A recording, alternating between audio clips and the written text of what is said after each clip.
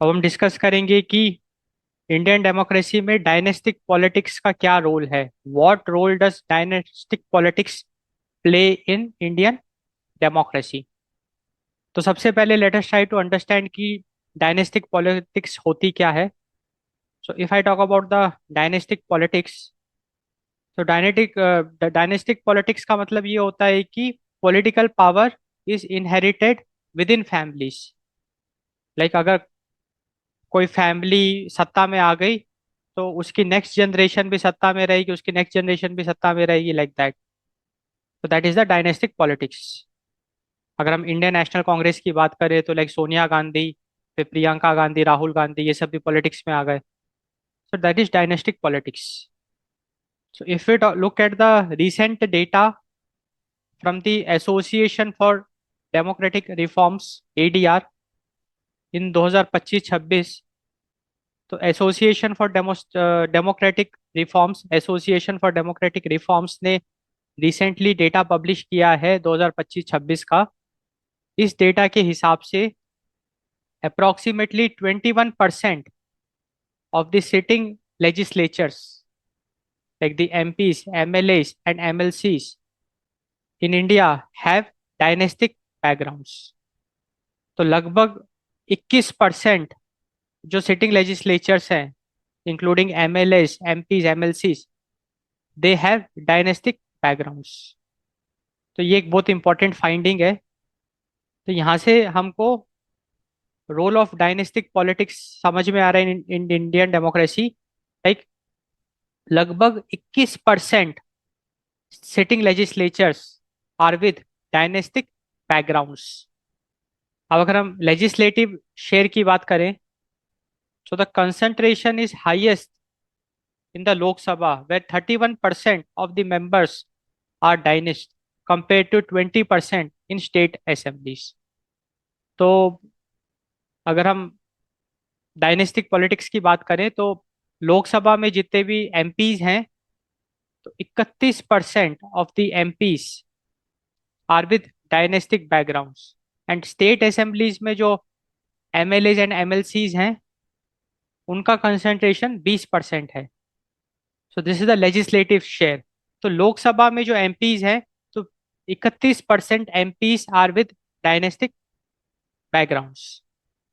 अगर हम party break down करें, लाइक पॉलिटिकल पार्टी के हिसाब से एनालाइज करें, तो इंडियन नेशनल कांग्रेस में सबसे ज्यादा आपको पॉलिटिशियंस मिलेंगे विद डायनेस्टिक बैकग्राउंड्स, लाइक 32%।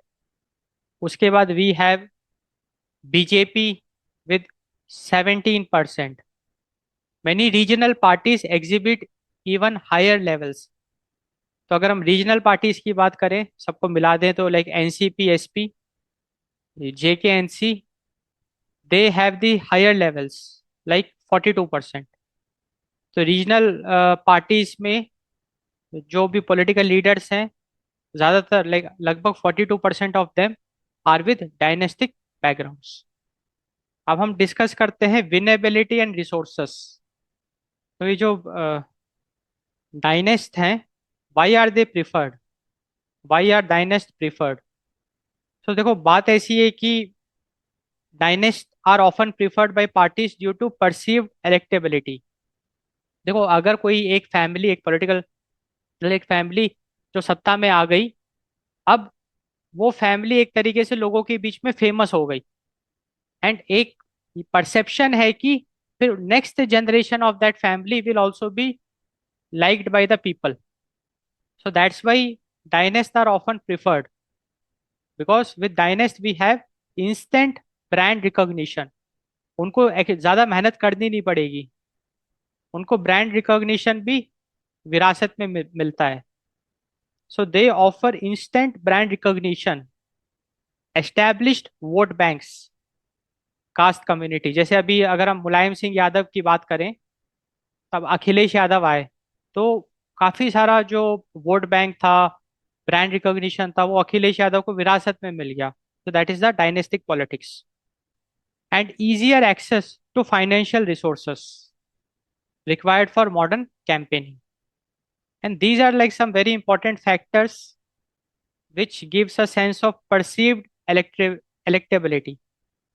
मतलब हमको ऐसा आभास होता है कि जो डायनेस्ट होगा वो आसानी से जीत हासिल कर सकता है, and that's why dynast is a strategic choice for parties because of instant brand recognition, established vote banks, and easier access to financial resources. Now, let us look at the impact of dynastic politics on representation and development. What is the impact of dynastic politics on representation and development? तो we already saw कि अगर हम dynastic politics की बात करें, political power is inherited within the families. So the first impact we can discuss is the gender entry point. So dynastic ties are a primary mediator for women's entry into Indian politics. देखो बात ऐसी है कि भारत में आज भी like अगर कोई किसी विमेन को पॉलिटिक्स में आना है तो इट्स वेरी टफ. मतलब नॉर्मल तरीके से उसको चुनाव जीत के आना इज वेरी टफ. तो यहाँ पे dynastic politics plays a very important role. तो 47% of the female legislatures are from political families. So, for female, dynastic politics is a easier route, while only 18% of male legislatures enter, like they belong to political families.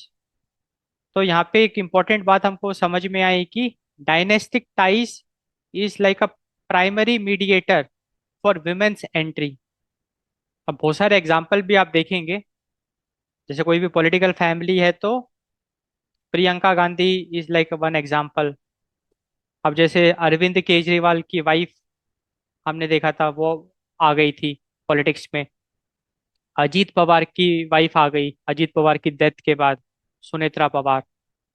तो dynastic tie is a primary mediator for women's entry. अगला जो impact है of dynastic politics in Indian democracy, that is the development reversal of fortune. अब इस reversal of Fortune का क्या मतलब है इसको समझते हैं. देखो बात ऐसी है कि जो फाउंडर्स हैं, मतलब जिन्होंने एकदम जीरो से शुरुआत करी थी, वो तो काफी एफर्ट लगाते हैं. They put more effort to establish legacy, build trust, and they put lots of efforts in initial local development. तो जो भी शुरुआत के लोग हैं जिनको सत्ता विरासत में नहीं मिली, जिन्होंने सत्ता हासिल करी वोट्स चुनाव जीत के, उन्होंने काफी एफर्ट लगाया होगा, काफी जन कल्याण का काम किया होगा, इनिशियल लोकल डेवलपमेंट, उन्होंने अपनी खुद की लेगेसी बनाई है. बट अगर किसी को, कोई अगर पॉलिटिकल फैमिली से बिलोंग कर रहा है, उसको सत्ता फ्री में मिल रही है, जो डिसेंडेंट्स हैं, दैट्स अ डायनेस्टिक पॉलिटिक्स. उनको क्या है कि since they are inheriting the loyal voters, they are inheriting the brand recognition, instant brand recognition, they are inheriting the vote banks, financial resources उनके पास है, तो दे में underperform due to moral hazard. क्योंकि जब उनको ये सब चीजें विरासत में मिल गई तो वो हो सकता है उतनी मेहनत ना करें, हो सकता है इसका मिसयूज भी करें, and that is the reversal of Fortune. So in the long run, this often results in constituencies represented by dynasties having higher poverty, fewer public goods. तो ये एक बहुत बड़ा ड्रॉबैक है ऑफ डायनेस्टिक पॉलिटिक्स, जहाँ पे की जो युवा पीढ़ी है वो अगर उनको सत्ता विरासत में मिली, अगर वो पावर में आती है, तो वो उतना सीरियसली काम नहीं करती, क्योंकि उनको, एंड वो अंडर परफॉर्म करती है, जिसकी वजह से डेवलपमेंट हमको देखने को नहीं मिलता है. In the long run we see higher poverty, fewer public goods, and this is the reversal of fortune. Reversal of fortune मतलब जो फॉर्च्यून उनके पूर्वज ने क्रिएट किया, नई जनरेशन ने उसको रिवर्स कर दिया. रिवर्सल ऑफ फॉर्च्यून रिवर्स इसलिए कर दिया क्योंकि फिर लॉन्ग रन में उनकी गुडविल खराब हो गई, एंड फिर उनके जो नेक्स्ट जनरेशन होंगे उनको वो इंस्टेंट ब्रांड रिकॉग्निशन नहीं मिलेगा, उनको वो लेगेसी नहीं मिलेगी. So that is the reversal of fortune. So it's a, like a very like a big drawback of dynastic politics as seen in the Indian democracy. अगला इंपॉर्टेंट इम्पैक्ट अगर हम discuss करें, that is subaltern representation. So for marginalized groups like backward caste and Muslims, so for marginalized groups, dynastic ties can act as an informal reservation, helping them overcoming high systemic barriers. So for marginalized groups, like हम कहते हैं ना caste based politics, religion based politics. So for marginalized groups like backward caste and Muslims, dynastic ties can be a very big favor. It is like an informal reservation, helping them overcome high systemic barriers to entry that non-dynastic candidates face. So it acts as informal reservation, helps overcome high barriers for marginalized groups. So this was the impact of dynastic politics on representation and development. So now let us look at the challenges to democracy. Like what challenges does dynastic politics do have for Indian democracy? So challenges to democracy. So the first challenge is the erosion of meritocracy. मतलब अब dynastic politics की वजह से merit को ignore कर दिया जाता है. जो लीनिएज होते हैं, they often overrides individual competence, discouraging fresh talent and grassroots workers from rising through party ranks. तो ये एक बहुत बड़ा पॉइंट है. देखो डायनेस्टिक पॉलिटिक्स की वजह से क्या होता है कि जो फैमिली सत्ता में है उन फैमिली के मेंबर्स को, नेक्स्ट जनरेशन को एक बहुत बड़ा फेवर मिलता है, जिसकी वजह से जो सही मायने में कंपटेंट है, जो फ्रेश टैलेंट है, ग्रास रूट वर्कर है, जो सही मायने में कंपटेंट है, उसको इग्नोर कर दिया जाता है. एंड जो पॉलिटिकल फैमिली का जो भी वारिस है उसको एक फेवर दिया जाता है. सो that is the erosion of meritocracy. मतलब मेरिट के बेसिस पे नहीं, बल्कि डायनेस्टिक पॉलिटिक्स, मतलब कि पॉलिटिकल फैमिली, एक तरीके से आप नेपोटिज्म भी कह सकते हैं, उसके बेसिस पे उसको चुना जा रहा है. Second challenge to democracy is the weak internal democracy among the political parties. So the point is the dominance of family high commands. देखो बात ऐसी है कि अगर हम पॉलिटिकल पार्टी की बात करें तो वो पॉलिटिकल पार्टी एक फैमिली की नहीं हो सकती है, क्योंकि पॉलिटिकल पार्टी में बहुत सारे मेंबर्स होते हैं जो चुनाव जीतते हैं. तो वो सारे मेंबर्स एक एक ही फैमिली के तो नहीं हो सकते, सब अलग अलग फैमिलीज के हैं. तो अगर मान के चलिए कि एक पॉलिटिकल फैमिली है, लाइक फॉर एग्जांपल अगर हम शिवसेना की बात करें, बाल ठाकरे, तो उनकी फैमिली है. तो भाई जब उन्होंने पॉलिटिकल पार्टी बनाई थी तो उन्हीं का बोलबाला था, उन्हीं की चलती थी. उसको कहते हैं high command, dominance of family high command. इससे होता क्या है, जब किसी भी पॉलिटिकल पार्टी में dominance of family high commands होता है तो it leads to centralised decision making, wherein the decision will be made by that family, that political family, and it will be lack of transparent. क्योंकि वो जो decision लेंगे तो ऐसा नहीं कि सबसे सलाह लेंगे, उनको जो सही लगता है वो करेंगे. And competitive internal elections for candidate selection. तो मतलब कहने का मतलब ये है कि अगर डायनेस्टिक पॉलिटिक्स पिक्चर में है, इसका मतलब एक फैमिली बहुत ज्यादा ओवर पावर कर रही है. जैसे अगर हम कांग्रेस की भी बात करें, इंडियन नेशनल कांग्रेस की, तो उसमें भी जो सोनिया गांधी की जो फैमिली है उसी का ज्यादा बोलबाला पहले तो था. तो मतलब बात ऐसी है कि कुछ भी डिसीजन लेना है तो फिर वो सेंट्रलाइज डिसीजन मेकिंग हो जाता है, जिसकी वजह से internal democracy within the political party weak हो जाता है. तो this is also a challenge to democracy. And तीसरा काफी इंपॉर्टेंट फैक्टर है the challenge to democracy, that is the stagnation of power. तो स्टैग्नेशन ऑफ पावर का मतलब ये है कि power tends to shift from welfare of state to welfare of clan.